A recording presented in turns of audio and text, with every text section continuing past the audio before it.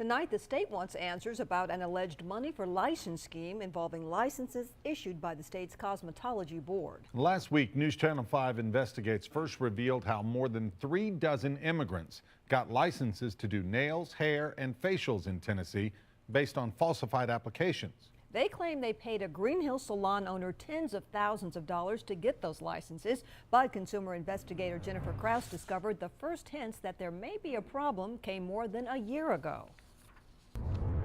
Would you call this an active investigation now underway? Absolutely. The State Commerce and Insurance Department now confirms that regulators want to know how more than 3 dozen Vietnamese who speak little English all wound up with cosmetology licenses based on falsified applications. He said that he will help me get the license for the nail. At a hearing last week where the state moved to revoke those licenses, the licensees, through translators, admitted they did not have the necessary qualifications and all described how they'd paid the same man. How much did you pay? Yeah, how about you? 4,000. 4,000? Yes. And he in turn got them licenses and, quote, took care of everything. And you fill out the application? Yeah, no, I didn't feel they do it sometimes, yeah. And sometimes you do? Yeah. We tracked that man, Lee Fan, down at the nail and hair salon he owns in the heart of Green Hills. And initially, he admitted he'd filled out applications and taken money. We've got people telling us you were charging them $3,000 to $5,000.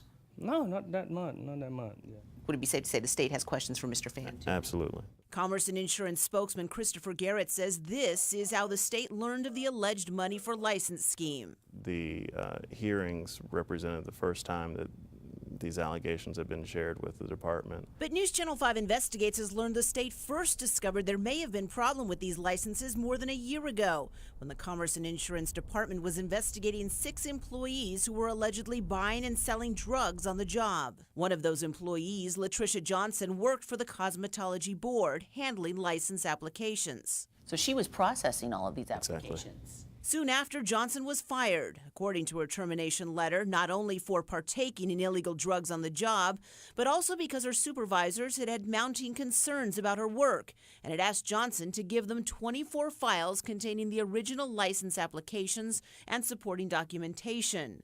Johnson, according to the letter, could only find one of the 24 files and indicated that at least some of them had been destroyed. And they were gone. Right. Any proof that they ever existed? Again, that's something that we haven't been able to find. We haven't been able to find files.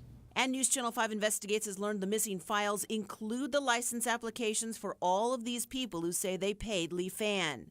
After we told Fan these people had been busted by the state for falsified applications, Where the application and where is the paperwork, I have to see. he suddenly then changed his story and not only denied he'd filled out any applications, but insisted the applications, which are now missing, are the only way to prove he was involved. If the state still have all the application, I see. If it's on my handwriting, I'm okay. We have confirmed that a Commerce and Insurance employee met with the TBI late last week about this case, but I'm told the TBI has not joined the state's investigation yet.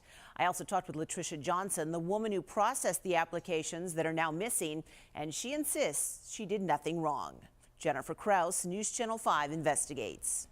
Thanks, Jennifer. The state says it would like to talk with anyone who might know anything about the falsified applications and licenses that were allegedly sold. If you have any information, you're asked to contact the state's Cosmetology Board at 615-741-2515.